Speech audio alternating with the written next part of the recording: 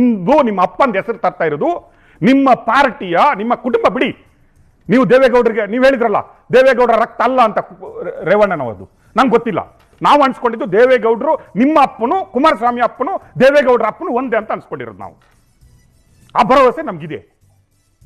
ನಾವು ನಿಮ್ಮ ಹತ್ರ ಕೇಳ್ತಾ ಇರೋದು, ನಿಮ್ಮ ಹತ್ರ ಬೇಡ್ತಾ ಇರೋದು, ನಿಮ್ಮ ಹತ್ರ ಒತ್ತಾಯಿಸ್ತಾ ಇರೋದು ನಿಮ್ಮ ಪಕ್ಷದ MP ಮತ್ತೆ MLC ಮಾಡಿದಂತ ಅನ್ಯಾಯವನ್ನು ಉಚ್ಚಾಟನೆ ಮಾಡಿ ನಿಮ್ಮ ಪಾರ್ಟಿಯಿಂದ ಬಿಸಾಕಿ ತೆಗೆದು, ಇಲ್ಲ ನೀವು ರಾಜೀನಾಮೆ ಕೊಡಿ, ನಿಮ್ಮ ಅಪ್ಪನಿಗೆ ರಾಜೀನಾಮೆ ಕೊಡಿಸಿ, ನಾವು ಕೇಳಲ್ಲ ನಿಮ್ಮ ಹತ್ರ.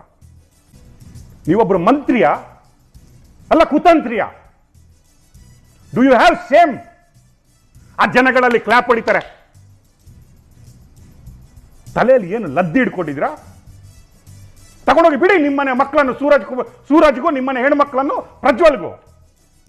ಇದೇ ಕುಮಾರಸ್ವಾಮಿಗೆ ಎರಡನೇ ಮದುವೆ ಆಗಿ ಹೆಣ್ಣು ಮಕ್ಕಳಾದ್ರೆ ಪ್ರಧಾನಮಂತ್ರಿ ಹೇಳಿದ್ದಕ್ಕೆ ಎರಡನೇ ಮದುವೆ ಆದವ್ರು ಇವರು ದಾರಿ ತಪ್ಪಿದ್ರಂತೆ. ಬುದ್ಧಿ ಹೇಳ್ತಾರೆ. ಇವ್ರಿಗೆ ಯಾರು ಬುದ್ಧಿ ಹೇಳುವಾರು ಇರ್ಲಿಲ್ವಾ? ನಿಮ್ಗೆ ತೋರಿಸ್ಬೇಕಾ ಕುಮಾರಸ್ವಾಮಿ ಅವರೇ ನಿಮ್ಮ ಅಪ್ಪ ನನ್ನ ಹತ್ರ ಏನು ಮಾತಾಡಿದ್ದಾರೆ ಅಂತ?